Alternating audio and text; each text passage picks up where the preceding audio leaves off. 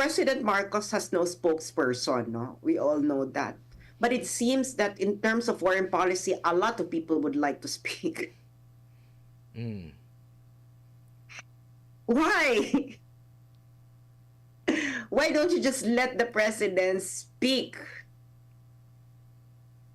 So it may be walang pangulo, no? Maybe as we can see here, maybe the president has lost control of his men. Mm.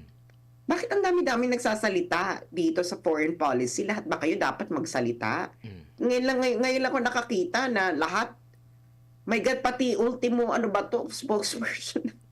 Tariela, ano kinalaman ni Tariela sa foreign policy? Can they just shut up? All of them shut up and then the president appoint one person. At hindi ko lang to sinasabi sa time ni President Marcos. This also happened during President Duterte na ang daming gustong magsalita